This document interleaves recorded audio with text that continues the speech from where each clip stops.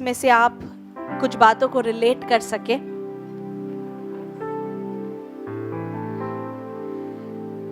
एक जवान लड़के के बारे में आपको मैं बताना चाहती हूं। इसका नाम है यूटिकस। क्या है? बोलिए यूटिकस। कभी सुना है? कुछ लोग सुने होंगे, कुछ लोग नहीं सुने होंगे। अब बाइबल बताती है प्रेरितों के काम, acts chapter 20, book of acts chapter 20, acts of the apostle. अगर हम देखें, कोई हिंदी में मेरे लिए पढ़ सकता है तो आप माइक उनके हाथ में दे दीजिए। हिंदी में जो पढ़ेंगे वो आगे आकर बैठ सकते हैं और आप हिंदी में मेरे लिए पढ़े। Acts chapter 20 verse 7. Now on the first day of the week, when the disciples came together to break bread, Paul, ready to depart the next day, spoke to them and continued his message until midnight. पढ़े starting से 7 से। सप्ताह के पहले दिन, सप्ताह के पहले दिन जब हम रोटी तोड़ने के लिए इकट्ठे हुए, तो पौलुस ने हाँ जो दूसरे दिन चले जाने पर था हाँ उनसे बातें की हाँ और आधी रात तक बातें करता रहा। यस, वचन कहता है पॉल। कितने लोग पॉल को जानते हैं? यस, पॉल जो है ये मानो एक यात्रा में था। उसको पता नहीं है कि कभी उसकी जान चली जाएगी। वो भी दिन सताव के दिन थे। हमने अभी स्किट देखा, सताव के दिन। आज वो ये शहर में है, कल वो दूसरे शहर में, फिर तीसरे शहर में। वो सिटी आफ्टर सिटी बदल रहा है, वो कंट्री आफ्टर कंट्री बदल रहा है, क्योंकि उसको सुसमाचार फैलाना है। ओके, सुसमाचार फैलाना है, प्रभु की शिक्षा लोगों को देना है। जो कुछ भी उसने पाया है वो उसको लोगों तक पहुंचाना है। अब ऐसा हुआ कि पौलुस एक शहर में है और उसे पता नहीं है कि इस शहर में, इस गांव में, वो जो भी था, टाउन था, उसमें वो फिर लौट के आएगा या नहीं आएगा उसको पता नहीं, क्योंकि अगले दिन उसको किसी और शहर में जाना है। तो उसे अपना पूरा सर्मन, उसका पूरा संदेश जो है उसको देना है, पूरा मैसेज। तो वचन कहता है कि ये बहुत देर से प्रीच कर रहा था, वचन दे रहा था, क्योंकि उसे पता नहीं कि फिर से वो इस स्थान में आएगा भी या नहीं। ऐसे होता है ना, कभी कभी प्रचारक लोग एक पूरा संदेश तैयार कर कर आते हैं और वो कोशिश करते हैं कि पूरा संदेश आप तक पहुंचा दे। हालेलुया। क्योंकि इतनी तैयारी कर कर आए हैं, पता नहीं आपको फिर मुलाकात होंगे या नहीं, करके पूरा वचन बांट देते। तो पॉल भी जो है पूरा वचन इस लोगों को बांट रहा था और समय जो है बहुत बीत गया। 6 घंटे के ऊपर हो गया। लिखा है मिडनाइट हो गया। ये वचन दे रहा है। आगे क्या लिखा है? हिंदी में पढ़े। जिस अटारी पर हम इकट्ठे थे, जिस अटारी पर मतलब द अपर रूम। बोलिए अपर रूम।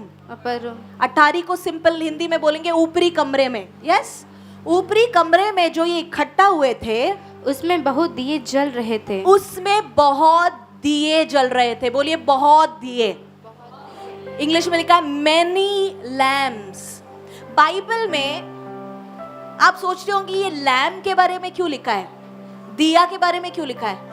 अभी समझो आप इधर मीटिंग में आए, आप घर जाके ये बोलेंगे कि हम मीटिंग में गए थे ना, कम से कम 20 फैन तो थे वहां पर। बोलेंगे? बोलिए। वो सच में बहुत फैन है। बोलेंगे क्या? नहीं। पर बाइबल में अगर किसी बात को लिखा गया है, कुछ डिटेल्स को दिया गया है, उसके पीछे एक अर्थ है। There is a meaning to it. लिखा है उस कमरे में बहुत लैंप्स थे। मतलब जनरली अगर एक छोटे से कमरे में, उन दिनों में तो इलेक्ट्रिसिटी नहीं था, समझो 5 दिए होते हैं, हो सकता है इस कमरे में 25 दिए, हद से ज्यादा। मतलब ये कमरा उजियाला से भरा हुआ है। शाइन हो रहा है, चमक रहा है, रोशन है। एक कमरा, अगर हम लैम्प्स को ले, ये एक इंसान के स्पिरिचुअल स्टेटस को बताता है। आत्मिक क्षेत्र में एक व्यक्ति कहां पर है,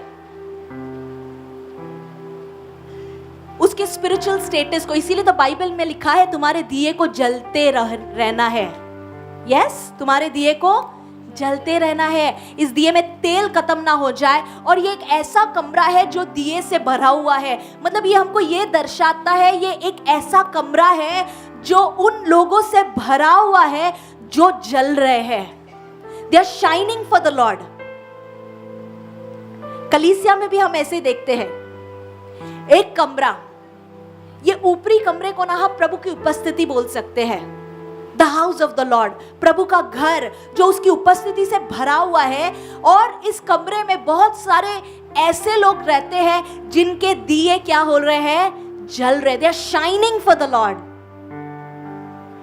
ऐसा रूम, ऐसा कमरा, ऐसा घर जहां पर प्रभु के लोग जल रहे हैं, मतलब शाइनिंग ब्राइट। अपने पड़ोसी को देखकर कहिए, you are shining bright, you are shining bright. तुम चमक रहे हो। यस, तो मुस्कुरा के कहेंगे तो ज्यादा चमकेंगे।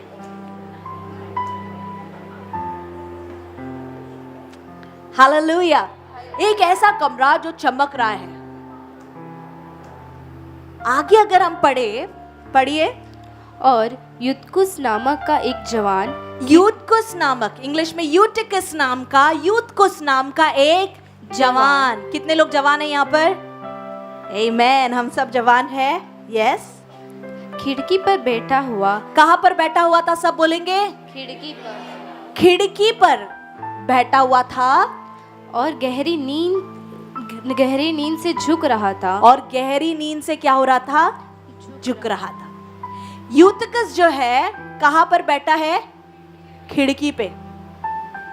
अब एक्चुअली देखिए, जो व्यक्ति खिड़की पे बैठता है उसका ध्यान जो है ना हमेशा दो तरीके में होता है। अंदर भी देखेगा वो, बाहर भी देखेगा। वाह, हवा चल रहा है, पेड़ के नीचे कौन आके बैठा है, किसका गाड़ी आया, कौन गया, सब देखेगा। चर्च में भी होते हैं दरवाजे के पास खड़े हुए। ये व्यक्ति कहां पर बैठा है? खिड़की के पास। मैं इस खिड़की को I call it the window of compromise, समझौता का खिड़की। क्या बोल रहा है इसको? द विंडो ऑफ कॉम्प्रोमाइज, समझौता का खिड़की। मतलब मैं दोनों को खुश करूं, इधर भी उधर भी, एक नजर इधर एक नजर उधर। अब मैं आपको एक बात बताना चाहती हूं, ऐसा नहीं है कि यूतिकस परमेश्वर से प्रेम नहीं करता है। यूतिकस परमेश्वर से बहुत प्रेम करता है, इसीलिए तो वो वचन सुनने के लिए बैठा हुआ है, जैसे आज यहां पर आप बैठे हैं। I know you love the Lord, मैं जानती हूं कि आप परमेश्वर से प्रेम करते हैं। यस और नो? इसीलिए तो आप यहां पर बैठे हैं।